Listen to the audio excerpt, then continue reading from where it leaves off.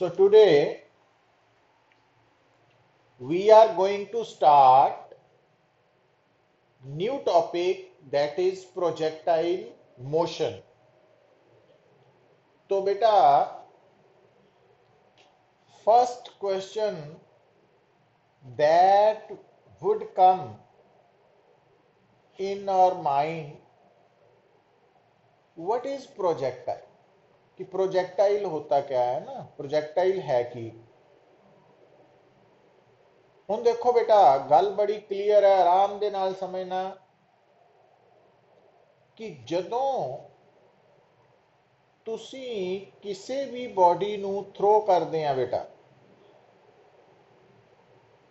तो once a body is thrown, एक बारी बॉडी थ्रो हो गई तो उस तो बाद असी नोट किया सी कि उस बॉडी के ऊपर फोर्स ऑफ ग्रेविटी सी, gravitational force due to earth acting on the body, और फोर्स ऑफ ग्रेविटी हमेशा इक्वल है वेट ऑफ बॉडी दे। तो जदों तुसी किसी भी बॉडी नू थ्रो करते हैं तो once the body is thrown, उस तो बाद उस बॉडी के ऊपर सिर्फ एक ही फोर्स लगती है, that is force of gravity. तो असी उस बॉडी के मोशन नू बोलते हैं फ्रीली फॉलिंग मोशन। और फ्रीली फॉलिंग मोशन अगर near the surface of earth हो रहा, मतलब अगर कोई body freely falling motion possess कर रही है और उस फ्रीली फॉलिंग मोशन के दौरान जो बॉडी है ਉਹਦੀ जो वर्टिकल डिस्प्लेसमेंट इन्वॉल्व है वो रेडियस ऑफ अर्थ के कंपैरेटिवली मच स्मॉलर है, means 10 metre 20 metre 50 metre 100 metre.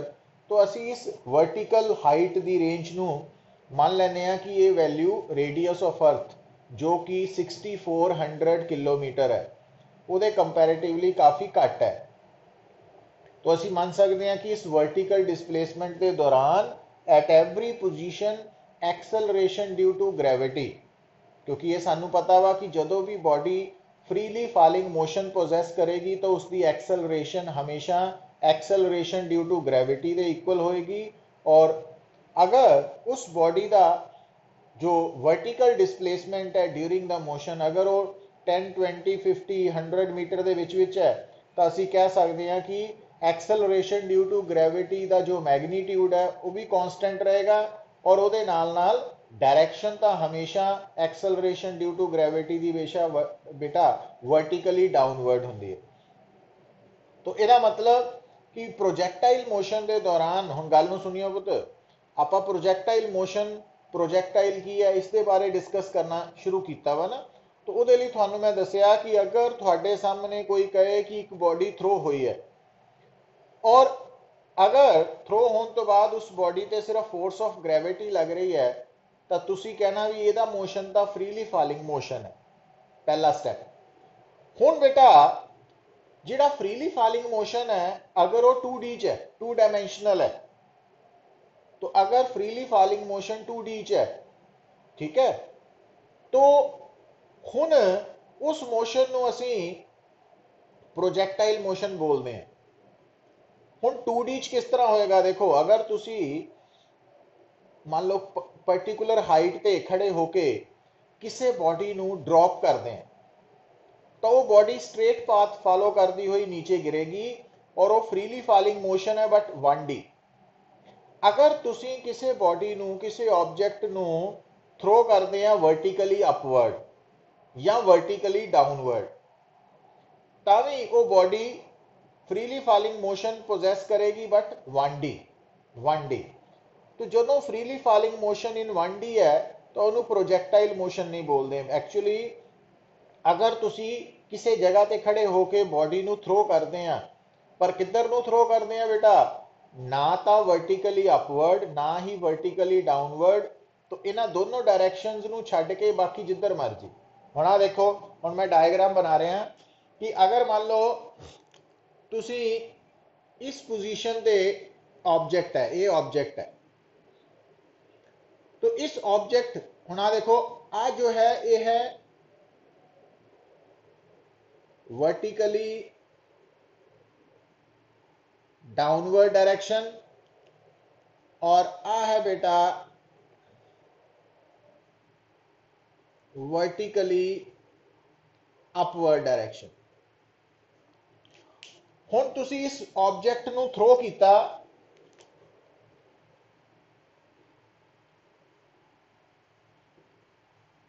Horizontal वाल, या तुसी इस ऑब्जेक्ट नू थ्रो किया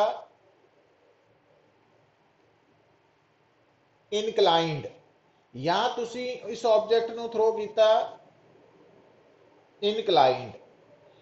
तो ये जो तीनों केसेस है, तो इन्हां तीनों केसेस दे विच जो वेलोसिटी है, जिस वेलोसिटी दे नाल असी ऑब्जेक्ट नू थ्रो किया बेटा, वो वेलोसिटी, अच्छा एक गल होर सुन लो, जिस वेलोसिटी नाल कोई भी ऑब्जेक्ट थ्रो हुंदा है ना, उन्होंने असी उस वेलोसिटी नू बोलते हैं वेलोसिटी ऑफ प्रोजेक्शन।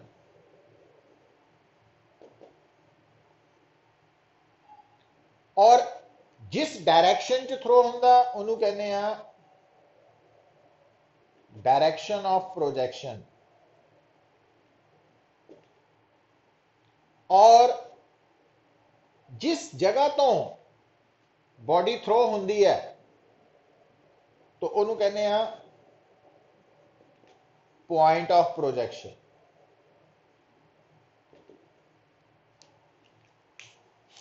हुण बेटा थानू मैं की दसिया कि अगर कोई ऑब्जेक्ट थ्रो हो रहा तो जिन्नी वेलोसिटी नाल हो रहा वो है उसकी वेलोसिटी ऑफ प्रोजेक्शन, जिस डायरेक्शन च हो रहा वो है उसकी डायरेक्शन ऑफ प्रोजेक्शन, ते जिस जगह तो हो रहा वो है उसका पॉइंट ऑफ प्रोजेक्शन। हुण बेटा अगर थोड़े सामने थ्रो किया जा रहा ऑब्जेक्ट जो है उसकी जो डायरेक्शन ऑफ प्रोजेक्शन है वो जिस मर्जी डायरेक्शन च होए एक्सेप्ट वर्टिकली डाउनवर्ड और वर्टिकली अपवर्ड, मतलब ना वो ऊपर नू थ्रो होए ना नीचे नू थ्रो होए, तो इन्हां दोनों डायरेक्शंस नू छड्ड के बाकी अगर वो जेड़ी मर्जी डायरेक्शन च थ्रो हो रहा तो असी बोलांगे कि ये जो पार्टिकल है ये प्रोजेक्टाइल है ना, और इसके मोशन नू असी प्रोजेक्टाइल मोशन बोलांगे। हुण बेटा नो डाउट प्रोजेक्टाइल मोशन भी एग्जाम्पल है फ्रीली फॉलिंग मोशन दी ही, फ्रीली फॉलिंग मोशन दी ही। पर जो प्रोजेक्टाइल मोशन है ਉਹਦੇ ਚ ਜਿਹੜਾ फ्रीली फॉलिंग मोशन है वो 2D मोशन तो है पर वो वर्टिकल प्लेन च हो रहा। हुण वर्टिकल प्लेन का मीनिंग समझ लगनी चाहिए है थानू। देखो बेटा हुण आ देखो कि आ जड़ा मेरा हाथ है ये वर्टिकल प्लेन है, इस तरह ये हॉरिजॉन्टल प्लेन है, तो आ हॉरिजॉन्टल प्लेन है ये वर्टिकल प्लेन है, ठीक है। हुण गिवन प्लेस से जिथे आप खड़े हैं, जिथे आप खड़े हैं बैठे हैं, जिथे आप एग्जिस्ट कर रहे हैं उस जगह ते हॉरिजॉन्टल प्लेन तो इको ही होएगा, हॉरिजॉन्टल प्लेन इको ही है, पर इस जगह ते जिथे मैं खड़ा वहां उत्थे वर्टिकल प्लेन आ भी है, आ भी वर्टिकल प्लेन है, आ भी वर्टिकल प्लेन है, आ भी वर्टिकल प्लेन है। तो वर्टिकल प्लेन उत्थे कई तरह के हो सकते डिफरेंट ओरिएंटेशन दे, है ना। तो हुण एक गल समझ लो कि जो प्रोजेक्टाइल मोशन है वो basically freely falling motion in 2D है, पर ये जड़ा freely falling motion in 2D है ये वर्टिकल प्लेन च हो रहा। और वर्टिकल प्लेन इदा भी हो सकता, हुण इदा किदां होएगा पुत्त, हुण मान लो इस जगह ते खड़े होके अगर मैं बॉडी नू इदा थ्रो करदा इस तरफ, तो इस बॉडी ने इदा चल के इदा गिरना है, तो आ वर्टिकल प्लेन आएगा। तो अगर मैं बॉडी नू इदा थ्रो करदा इस तरह तो उन्हें बॉडी ने इदा गिर जाना, तो वर्टिकल प्लेन आ जाएगा। अगर मैं बॉडी नू इस तरफ थ्रो करदा तो बॉडी ने इस प्लेन चलाई करना। मतलब हुण एक mind they which picture clear करो कि जो प्रोजेक्टाइल मोशन है वो फ्रीली फॉलिंग मोशन है। प्रोजेक्टाइल मोशन ਦੇ ਵਿੱਚ जो बॉडी मूव कर रही है वो 2 डायमेंशनल मोशन पोजेस करेगी और वो 2 डायमेंशनल मोशन वर्टिकल प्लेन है, ध्यान ये रखना। हुन बेटा जो वर्टिकल प्लेन है वो माइंड च पूरा तैयार कर लो, क्योंकि फर्श ਜਿਹੜਾ ਵਾ फ्लोर छत ये होरिजोनटल प्लेन्स है ना, ਜਿਹੜੀਆਂ ਘਰ ਦੀਆਂ ਦੀਵਾਰਾਂ ਆ ਉਹ वर्टिकल प्लेन्स है। ਹੁਣ ਤੁਸੀਂ ਦੇਖ ਹੀ ਰਹੇ ਆ ਕਿ ਕਮਰੇ ਦੀਆਂ 4 ਦੀਵਾਰਾਂ ਵਾ है ना, 2 ਦੀਵਾਰਾਂ ਇੱਕ ਦੂਜੇ ਦੇ ਪੈਰਲਲ ਹੈ, ਬਾਕੀ 2 ਇੱਕ ਦੂਜੇ ਦੇ ਪੈਰਲਲ ਹੈ। ਤੇ ਜਿਹੜੀਆਂ 2 ਦੀਵਾਰਾਂ ਇੱਕ ਦੂਜੇ ਦੇ ਪੈਰਲਲ ਹੈ ਉਹ ਵੀ वर्टिकल प्लेन है, ਦੂਜੀਆਂ 2 ਵੀ वर्टिकल प्लेन है, पर ਉਹਨਾਂ ਦਾ इंक्लिनेशन अलग-अलग है। तो ये कंसैप्ट ਨੂੰ माइंड 'ਚ ਰੱਖਣਾ बड़ा ਜ਼ਰੂਰੀ है। ਹੁਣ बेटा अगली गल, क्योंकि projectile motion freely falling motion है, ਇਹਦਾ मतलब ਜਿਹੜਾ ਵੀ पार्टिकल प्रोजेक्टाइल मोशन पोजेस कर रहा है ना, तो वो ਜਿਹੜਾ पार्टिकल है ਉਹਦੀ एक्सेलरेशन हमेशा की होनी है बुत स्मॉल जी के बराबर, और स्मॉल जी हमेशा स्मॉल जी बेटा वो हमेशा वर्टिकली डाउनवर्ड होनी। जी एक्सेलरेशन है फ्रीली फॉलिंग मोशन के दौरान जिन्हों असी कहने एक्सेलरेशन ड्यू टू ग्रेविटी, वो हमेशा वर्टिकली डाउनवर्ड होती है। इसका मतलब प्रोजेक्टाइल मोशन के दौरान जिहड़ा पार्टिकल है, क्योंकि वो एक्सेलरेट करेगा, क्यों एक्सेलरेट करेगा, क्योंकि वो फ्रीली फॉलिंग मोशन है, और फ्रीली फॉलिंग मोशन के दौरान की हुंदा पार्टिकल ते फोर्स ऑफ ग्रेविटी लगती है, और जिहड़े भी मोशन च फोर्स ऑफ ग्रेविटी लगेगी वो एक्सेलरेटेड मोशन है।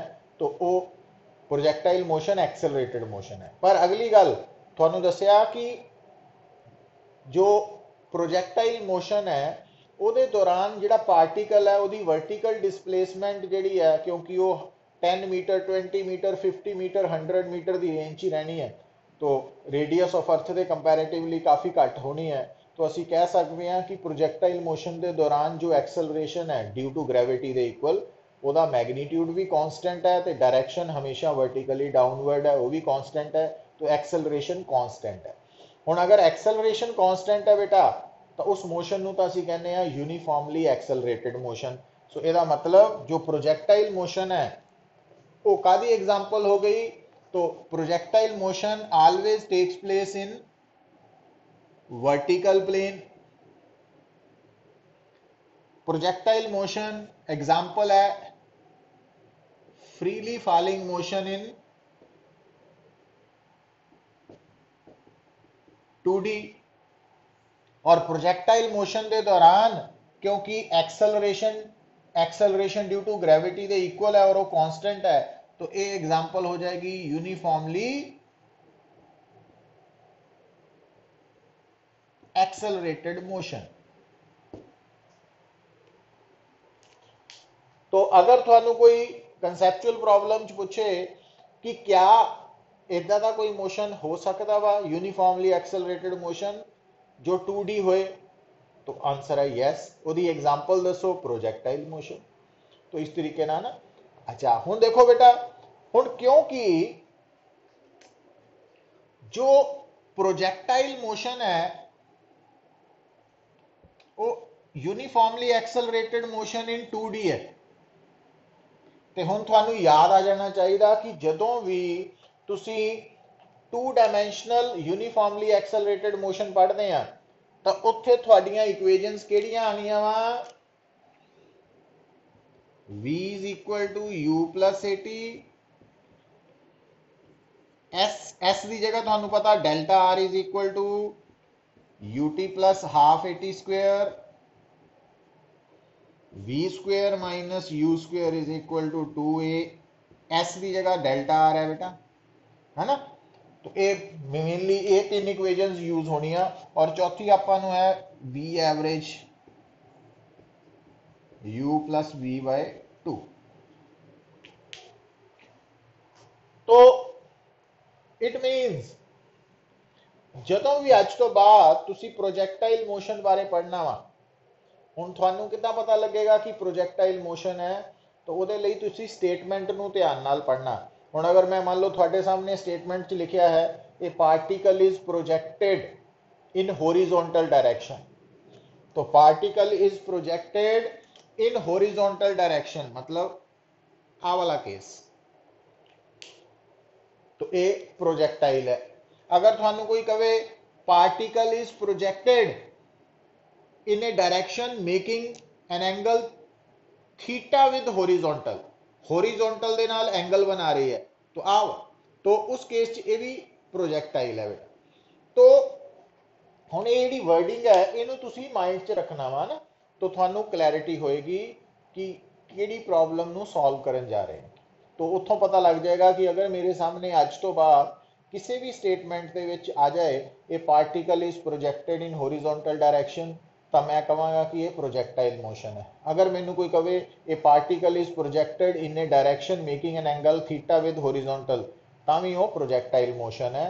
तो प्रोजैक्टाइल मोशन दियां प्रॉब्लम्स ਨੂੰ ਕਿੱਦਾਂ ਸੋਲਵ ਕਰਨਾ ਉਹ ਆਪਾਂ ਹਾਲੇ ਸਟਾਰਟ ਕਰਨਾ ਵਾ ਨਾ, ਆਪਾਂ ਤਾਂ ਹਾਲੇ ਉਹਨੂੰ ਇੰਟਰੋਡਿਊਸ ਕਰ ਰਹੇ ਹਾਂ ਵੀ ਉਹਨੂੰ ਸਮਝਣਾ ਕਿਸ ਤਰ੍ਹਾਂ। ਹੁਣ ਬੇਟਾ ਜੋ ਪ੍ਰੋਜੈਕਟਾਈਲ ਮੋਸ਼ਨ ਹੈ ਉਹਦੇ 'ਚ ਇੱਕ ਗੱਲ ਦਾ ਖਿਆਲ ਰੱਖਣਾ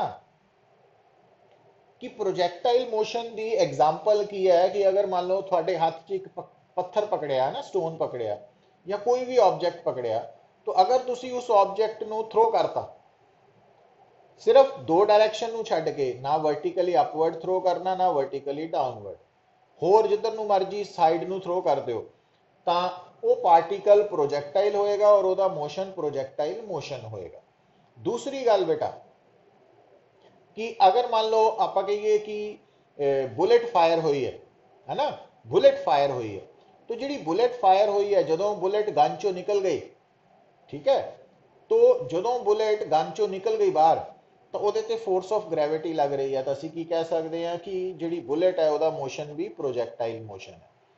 ਅੱਛਾ, ਅਗਰ ਮੰਨ ਲਓ ਅਸੀਂ ਐਰੋ ਫਾਇਰ ਕੀਤਾ ਫਰੋਮ ਦਾ ਬੋ, ਤੀਰ ਕਮਾਨ ਤੋਂ ਤੀਰ ਚਲਾਇਆ, ਤਾਂ ਜਦੋਂ ਤੀਰ ਚਲਾਤਾ ਤਾਂ ਉਹਦੇ ਤੇ ਵੀ ਇੱਕੋ ਹੀ ਫੋਰਸ ਲੱਗ ਰਹੀ ਹੈ, ਗ੍ਰੈਵਿਟੀ। तो ਹੁਣ ਇਹਦੇ 'ਚ ਇੱਕ ਗੱਲ ਹੋਰ ਬੜਾ ਆਈਡੀਅਲ ਕੇਸ ਹੈ, ਕਿਉਂਕਿ ਨਾ ਦਿਮਾਗ 'ਚ ਰੱਖਣੀ ਪ੍ਰੈਕਟੀਕਲੀ ਕਿ ਐਕਚੁਅਲੀ ਰਿਐਲਿਟੀ 'ਚ, ਇਨ ਰਿਐਲਿਟੀ ਜਦੋਂ ਕੋਈ ਵੀ ਬੋਡੀ ਮੂਵ ਕਰਦੀ ਹੈ ਉਹਨੂੰ ਅਸੀਂ ਥਰੋ ਕਰਦੇ ਹਾਂ ਤਾਂ ਐਕਚੁਅਲੀ ਸਾਡੇ ਆਲੇ ਦੁਆਲੇ ਹੈ 에ਅਰ ਐਟਮੋਸਫੀਅਰ, ਤੋਂ ਹਵਾ ਚੋਂ ਨਿਕਲਦੀ ਹੈ ਨਾ, ਔਰ ਜਦੋਂ ਹਵਾ ਚੋਂ ਕੋਈ ਚੀਜ਼ ਨਿਕਲਦੀ ਹੈ ਤਾਂ ਉਹਦੇ ਤੇ ਗ੍ਰੈਵਿਟੀ ਦੇ ਨਾਲ ਨਾਲ ਵਿਸਕਸ ਫੋਰਸ ਵੀ ਲੱਗਦੀ ਹੈ, ਜਿਹਦੇ ਬਾਰੇ ਆਪਾਂ ਸੈਪਰੇਟਲੀ ਪੜ੍ਹਨਾ ਵਾ। ਪਰ ਹੁਣ ਇੱਥੇ ਆਪਾਂ ਯਾਦ ਰੱਖੋ ਪੁੱਤ ਕਿ ਇਹ ਜਿੰਨੀਆਂ ਵੀ ਸਾਨੂੰ ਪ੍ਰੋਬਲਮਸ ਆਣੀਆਂ ਵਾ, ਚਾਹੇ ਪ੍ਰੋਜੈਕਟਾਈਲ ਮੋਸ਼ਨ ਹੈ ਚਾਹੇ ਫ੍ਰੀਲੀ ਫਾਲਿੰਗ ਮੋਸ਼ਨ ਹੈ, ਇਹਨਾਂ ਦੇ ਵਿੱਚ ਅਸੀਂ ਜੋ 에ਅਰ ਰੈਜ਼ਿਸਟੈਂਸ ਹੈ, 에ਅਰ ਦੀ ਆਪੋਜੀਸ਼ਨ ਹੈ ਜਿਹਨੂੰ ਵਿਸਕਸ ਫੋਰਸ ਕਹਿੰਦੇ ਆ, ਉਹਨੂੰ ਇਗਨੋਰ ਕਰਕੇ ਚੱਲਦੇ ਆ, ਉਹਨੂੰ ਕੰਸੀਡਰ ਨਹੀਂ ਕਰਨਾ ਜਦ ਤੱਕ ਸਪੈਸ਼ਲੀ ਦੱਸਿਆ ਨਾ ਜਾਏ, ਔਰ ਦੱਸਣਾ ਕਿਸੇ ਨੇ ਨਹੀਂ ਹੈ ਸਾਨੂੰ। ਇਸ ਕਰਕੇ ਇਹ ਆਈਡੀਅਲ ਕੇਸਿਸ ਹੀ ਹੈ ਕਿ ਅਰਥ ਦੇ ਉੱਪਰ ਕੋਈ ਐਟਮੋਸਫੀਅਰ ਨਹੀਂ ਹੈ, ਜੇ ਹੈ ਵੀ ਹੈ ਤਾਂ ਉਹ ਕੋਈ ਐਕਸਟਰਾ ਐਡੀਸ਼ਨਲ ਫੋਰਸ ਨਹੀਂ ਲਗਾ ਰਿਹਾ ਨਾ। तो ਇਹ ਮਾਈਂਡ 'ਚ ਰੱਖ ਕੇ ਚੱਲਣੀ ਗੱਲ, ਕਈ ਵਾਰੀ ਕਨਫਿਊਜ਼ਨ ਆ ਜਾਂਦੀ ਹੈ। ਹੁਣ ਨੈਕਸਟ ਬੇਟਾ ਆਪਾਂ ਗੱਲ ਕਰ ਰਹੇ ਸੀ ਕਿ ਪ੍ਰੋਜੈਕਟਾਈਲ ਮੋਸ਼ਨ ਦੀ ਐਗਜ਼ਾਮਪਲਸ ਕਿਹੜੀਆਂ, ਪਰ ਅਗਲੀ ਗੱਲ ਹੁਣ ਦੇਖੋ, ਹੁਣ ਮੰਨ ਲਓ ਅਗਰ ਆਪਾਂ ਨੂੰ ਕੋਈ ਕਵੇ ਕਿ ਐਰੋਪਲੇਨ, ਹੈਲੀਕਾਪਟਰ, ਤੇ ਇਹ ਪ੍ਰੋਜੈਕਟਾਈਲ ਮੋਸ਼ਨ ਨਹੀਂ ਪ੍ਰੋਸੈਸ ਕਰ ਰਹੇ। ਕਿਉਂ ਨਹੀਂ ਕਰ ਰਹੇ? ਕਿਉਂਕਿ ਜਿਹੜਾ ਐਰੋਪਲੇਨ ਹੈ ਜਾਂ ਹੈਲੀਕਾਪਟਰ ਹੈ ਨਾ, ਇਹਨਾਂ ਦੇ ਅੰਦਰ ਇੰਜਨਸ ਲੱਗੇ ਹੈ, तो ਇਹਨਾਂ ਦੇ ਉੱਪਰ ਇੰਜਨਸ ਕਰਕੇ ਐਕਸਟਰਾ ਫੋਰਸ ਵੀ ਲੱਗ ਰਹੀ ਹੈ। ਉਹ ਕਿਹੜੀ ਫੋਰਸ ਹੈ ਉਹ ਆਪਾਂ +1 ਚ ਹੀ ਪੜਾਂਗੇ on the basis of Bernoulli's theorem, तो ਹਾਲੇ ਉਹ ਨਹੀਂ ਪੜਨੀ। ਬਟ ਇਹ ਯਾਦ ਰੱਖਣਾ ਕਿ ਜਿਹੜਾ ਹੈਲੀਕਾਪਟਰ ਹੈ ਜਾਂ ਐਰੋਪਲੇਨ ਹੈ तो ਇਹ ਪ੍ਰੋਜੈਕਟਾਈਲ ਮੋਸ਼ਨ ਨਹੀਂ ਹੈ ਇਹਨਾਂ ਦਾ।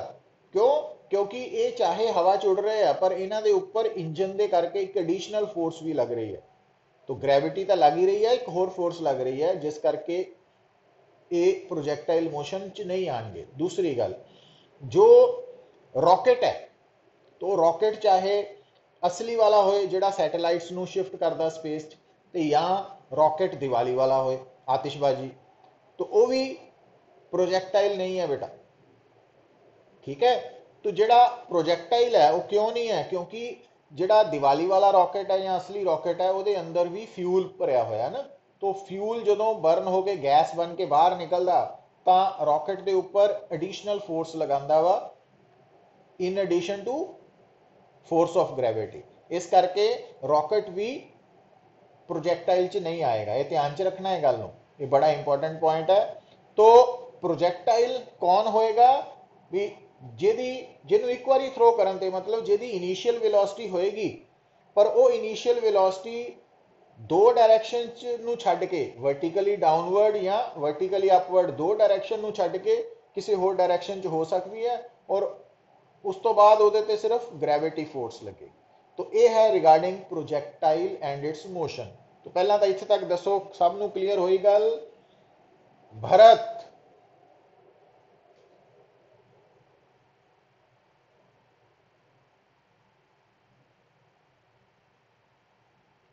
समूगन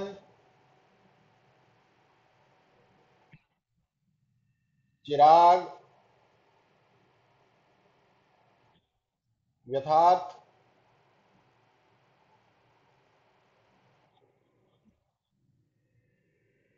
लक्ष्य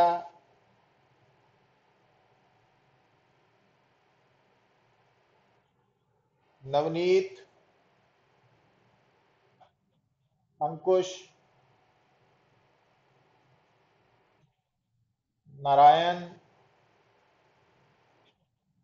ठीक है बेटा, हुण देखो, हुण ध्यान रखना बेटा कि जेड़ा प्रोजैक्टाइल मोशन है ना, थानू दसिया है हमेशा वर्टिकल प्लेन च होएगा और किसी भी प्लेन ਨੂੰ ਡਿਸਕ੍ਰਾਈਬ ਕਰਨ ਲਈ ਕਿਸੇ ਵੀ ਪਲੇਨ ਨੂੰ ਡਿਸਕ੍ਰਾਈਬ ਕਰਨ ਲਈ ਅਸੀਂ ਦੋ ਪਰਪੈਂਡੀਕੂਲਰ ਲਾਈਨਸ ਸਿਲੈਕਟ ਕਰਦੇ ਹਾਂ।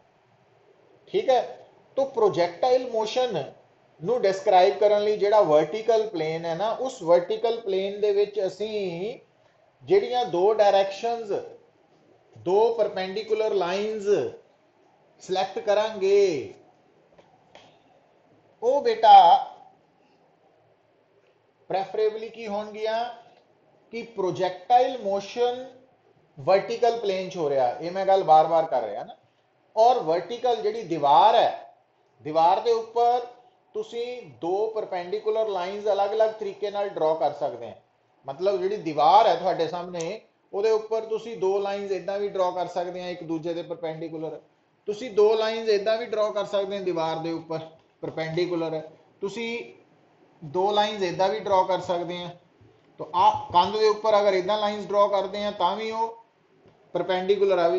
पर असी प्रोजैक्टाइल मोशन नू स्टडी करते वक्त जो वर्टिकल प्लेन है उन्होंने डिस्क्राइब करने लिए जिहड़ियां दो परपेंडिकुलर लाइन्स ड्रॉ करनियां वो हमेशा इदा होनियां, एक होरिजोंटल और एक वर्टिकल, इनू प्रेफरेंस देनी है। और आ तो तुहानू पता ओरिजिन ही है। हुण आ जिहड़ी बेटा लाइन है होरिजोंटल लाइन है, ठीक है। तो हुण ये जिहड़ी होरिजोंटल लाइन है ना, इनू असी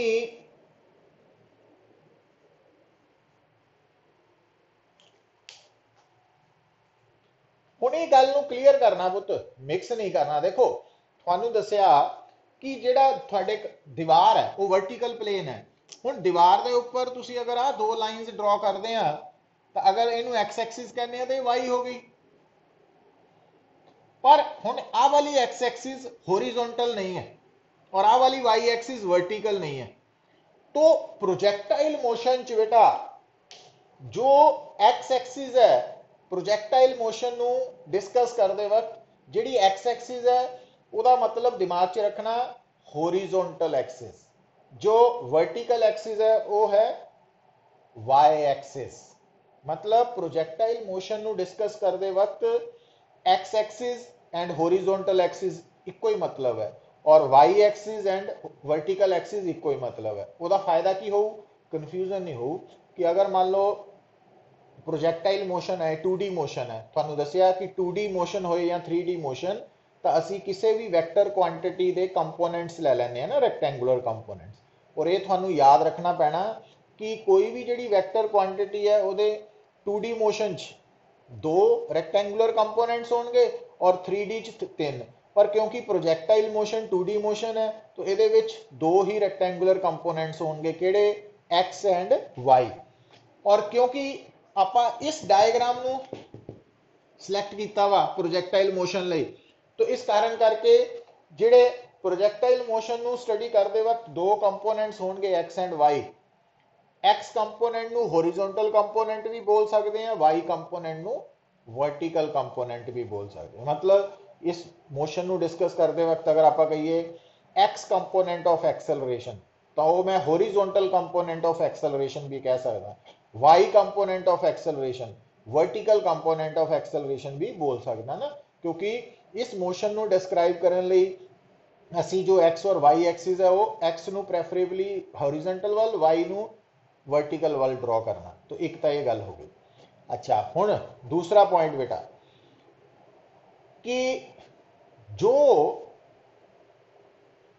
प्रोजेक्टाइल मोशन है बेटा, क्योंकि वो वर्टिकल प्लेन हो रहा, वर्टिकल प्लेन असी एक्स और वाई प्लेन मान लिया, और किसी भी प्लेन दे विच जिहड़ा पार्टिकल हुंदा ना उहदी पोजीशन नूं डिस्क्राइब करन लई दो पोजीशन कोआर्डीनेट्स चाहिए। हुण आ देखो कि अगर मान लो थ्रो करन तो बाद थोड़ा प्रोजेक्टाइल एट एनी टाइम इत्थे है पी ते, तो हुण इहदी पोजीशन दस्सण लई असी देखांगे कि ओरिजिन तो इहदी दूरी कितनी है x और y तो दूरी कितनी है।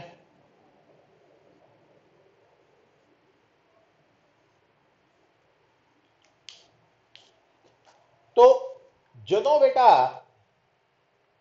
ਅਸੀਂ ਪ੍ਰੋਜੈਕਟਾਈਲ ਮੋਸ਼ਨ ਨੂੰ ਸਟੱਡੀ ਕਰਦੇ ਆ ਤਾਂ ਪ੍ਰੋਜੈਕਟਾਈਲ ਦੀ, ਕਿਉਂਕਿ ਪ੍ਰੋਜੈਕਟਾਈਲ ਉਹ ਪਾਰਟੀਕਲ ਹੈ ਜਿਹੜਾ under the effect of gravity move ਕਰ ਰਿਹਾ ones it has been thrown. तो ये ਜਿਹੜਾ ਪ੍ਰੋਜੈਕਟਾਈਲ ਹੈ ਇਹਦੀ ਜਿਹੜੀ ਪੋਜੀਸ਼ਨ ਹੈ ਉਹ x और y ਕੋਆਰਡੀਨੇਟਸ ਦੱਸਣਗੇ। ਹੁਣ ਕਿਉਂਕਿ ਇਹ ਪਾਰਟੀਕਲ ਮੋਸ਼ਨ ਚ ਹੈ तो ਹੁਣ ਦੇਖੋ ਧਿਆਨ ਦਿਓ, तो ਜੇ ਹੁਣ ਪਾਰਟੀਕਲ ਇੱਥੇ ਹੈ ਤਾਂ ਥੋੜੀ ਦੇਰ ਬਾਅਦ ਇੱਥੇ ਹੋ ਜਾਊਗਾ ਨਾ, ਤਾਂ ਜਦੋਂ ਇੱਥੇ ਆ ਗਿਆ तो यदा मतलब x भी बदल गया, y भी बदल गया।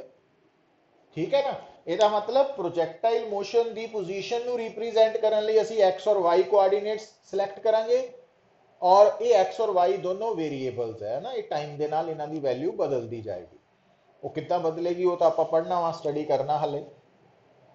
हुण बेटा हुण एक गल होर नोट करो, हुण आ गल जिहड़ी है जदों तुहाडे सामने किसी पार्टिकल की position x and y coordinates नाल रिप्रेजेंट हो रही है, x and y,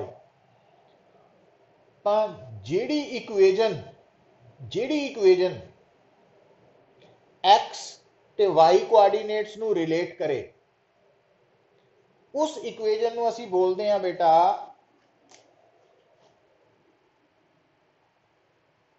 equation of trajectory.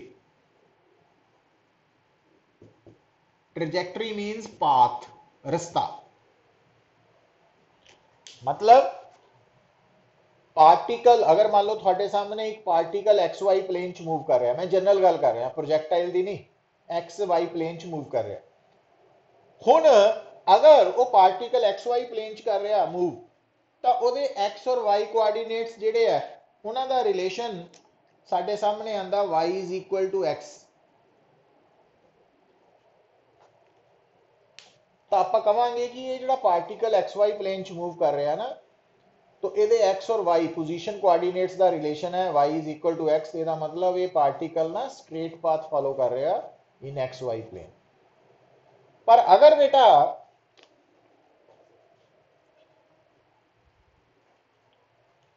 ਇਹਦੇ x और y पोजीशन कोआर्डिनेट्स ਦੇ ਵਿੱਚ ਜਿਹੜਾ ਆਪਸ ਚ ਰਿਲੇਸ਼ਨ ਆਂਦਾ ਉਹ ਆਂਦਾ y इज इक्वल टू या प्रोपोर्शनल टू x स्क्वायर। तो ਅਸੀਂ ਕਹਾਂਗੇ ਕਿ ਇਹ ਜਿਹੜੀ ਹੈ ਇਕੁਏਸ਼ਨ ਆਫ ਪੈਰਾਬੋਲਾ ਵਾ, तो ਅਸੀਂ ਕਹਾਂਗੇ ਪੈਰਾਬੋਲਿਕ ਪਾਥ।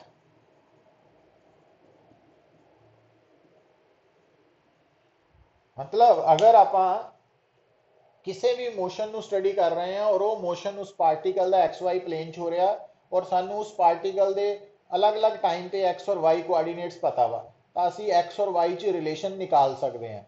अगर वो रिलेशन जिहड़ा वा y directly proportional to x square है या x directly proportional to y square है ना, उल्टा भी हो सकता, तो असी कहना भी ये जिहड़ा पार्टिकल है ना ये पैराबोलिक पाथ ਫਾਲੋ ਕਰ ਰਿਹਾ, ਕਿਉਂਕਿ ਤੁਹਾਨੂੰ ਦੱਸਿਆ ਸੀ ਅਗਰ ਦੋ ਵੇਰੀਏਬਲਸ ਦੇ ਵਿੱਚ ਇੱਕ ਵੇਰੀਏਬਲ ਦੂਸਰੇ ਦੇ ਸਕੁਅਰ ਦੇ ਡਾਇਰੈਕਟਲੀ ਪ੍ਰੋਪੋਰਸ਼ਨਲ ਹੋਏ ਤਾਂ ਉਹ ਪੈਰਾਬੋਲਿਕ ਇਕੁਏਸ਼ਨ ਹੁੰਦੀ ਹੈ। ਤੋ ਹੁਣ ਬੇਟਾ ਟ੍ਰੈਜੈਕਟਰੀ ਦਾ ਮਤਲਬ ਹੁੰਦਾ ਪਾਰਟੀਕਲ ਨੇ ਆਪਣੇ ਮੋਸ਼ਨ ਦੇ ਦੌਰਾਨ ਜਿਹੜਾ ਪਾਥ ਫਾਲੋ ਕੀਤਾ ਉਹਨੂੰ ਟ੍ਰੈਜੈਕਟਰੀ ਆਫ ਪਾਰਟੀਕਲ ਬੋਲ ਦਿੰਦੇ ਆ ਨਾ, ਟ੍ਰੈਜੈਕਟਰੀ ਵੀ ਕਹਿ ਦਿੰਦੇ ਆ, ਪਾਥ ਵੀ ਕਹਿ ਦਿੰਦੇ ਆ। ਔਰ ਇਕੁਏਸ਼ਨ ਆਫ ਟ੍ਰੈਜੈਕਟਰੀ ਇੱਕ ਮੈਥਮੈਟੀਕਲ ਟਰਮ ਹੈ ਨਾ, ਜਿਹੜੀ ਸਾਨੂੰ ਮੈਥਮੈਟਿਕਲੀ ਦੇਖ ਕੇ ਪਤਾ ਲੱਗ ਜਾਂਦਾ ਵੀ ਇਹ ਪਾਰਟੀਕਲ ਮੋਸ਼ਨ ਦੇ ਦੌਰਾਨ ਕਿਸ ਨੇਚਰ ਦਾ ਪਾਥ ਫਾਲੋ ਕਰੇਗਾ। तो कहने का मतलब ये कि ਜਿਹੜੀਆਂ मैथमेटिकल इक्वेशंस है वो बहुत कुछ सानू मैसेज दे रही हैं, तो उन्होंने इंटरप्रैट करना आना चाहिए ना। ਹੁਣ ਉਹ ਤਾਂ ਮੈਥਮੈਟਿਕਸ 'ਚ ਸਾਰਾ ਦੱਸਿਆ ਜਾਂਦੀਆਂ ਗੱਲਾਂ, ਬਟ ਆਪਾਂ ਨੂੰ ਜਿਹੜੀਆਂ ਫਿਜ਼ਿਕਸ ਪੁਆਇੰਟ ਆਫ View ਤੋਂ ਚਾਹੀਦੀਆਂ ਵਾ ਉਹ ਮੈਂ ਤੁਹਾਨੂੰ ਨਾਲ ਨਾਲ ਦੱਸ ਰਿਹਾ ਕਿ ਕਿਸ ਤਰ੍ਹਾਂ ਇੰਟਰਪ੍ਰੈਟ ਕਰਨਾ। ਤੋ ਹੁਣ ਬੇਟਾ ਜਦੋਂ ਆਪਾਂ ਗੱਲ ਕਰ ਰਹੇ ਹਾਂ प्रोजेक्टाइल मोशन की, तो क्या इत्थे तक गल क्लीयर है सबनों? नारायण, अंकुश,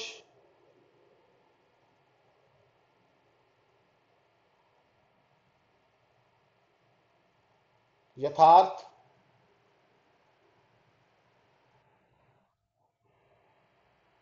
चिराग,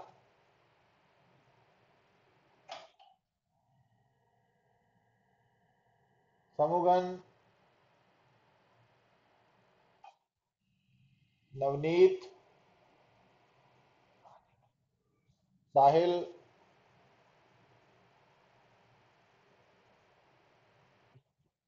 लक्ष्य,